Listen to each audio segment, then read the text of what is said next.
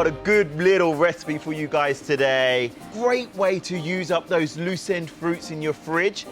Some seasonal fruits, whatever you want. I'm gonna give you a jam recipe that never fails. So I've got some gorgeous white peaches here, some apples, and some beautiful, beautiful raspberry. These raspberries are from Perfection Fresh, and they are just some of the best you can buy. Absolutely delicious. I've got some jam sugar, half a lemon. That's it. So simple to make jam, guys. Jam, good jam in the shops costs you what? $10, $20 if you go organic. You can make it at home for $5. It's that simple. We're going to go the fruit straight in, raspberries at the bottom, then your peaches, and then your apple.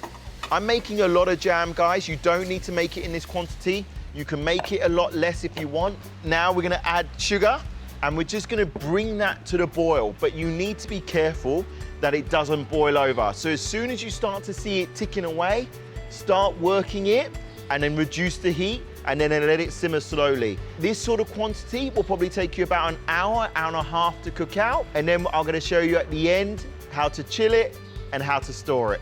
And I almost forgot my half a lemon, just juice. So as we juice that, keep this half, because we're gonna pop it in a little bit later as well, just to get that little bit of extra flavor. You've got all the zest and the juice and the rind, so much flavor there, let's not waste it.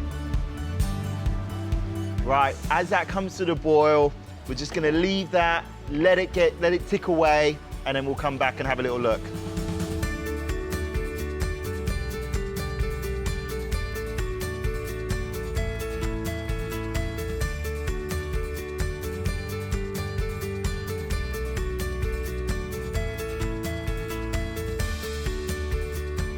All right, guys, a couple of tips for you at home.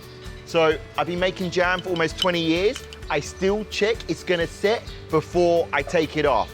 So the one way to do it is just to put a small amount in a plate or a little ramekin or a bowl, leave it on the side for 10 minutes, see if it thickens up. The other way you can tell is if you just put your spoon into the mixture, and if it runs off the spoon, you see how it's almost clumping?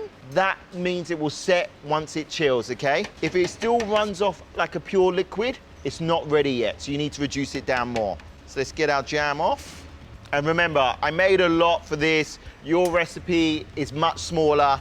For me, I'm planning on taking this home and giving this away. So you can see the beautiful big chunks of fruit in there. Got that lovely liquid. How good does that look? You want to celebrate all those delicious fruits that are in season.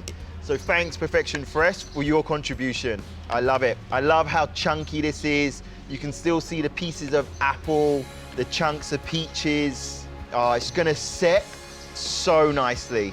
And guys, mason jars are perfect for this. If not, your old jam jars, make sure you sterilize them. You can do that the old school way by boiling it up, drying it out in the oven if you want to. For me, the dishwasher, it takes it to the right heat, dries it for you, does the same thing, okay? So just make sure they're nice and clean and sterile before you use it, whichever way you want to do it. But there you have it. My white peach, raspberry and apple jam, those three simple fruits done justice. I hope you enjoyed the recipe.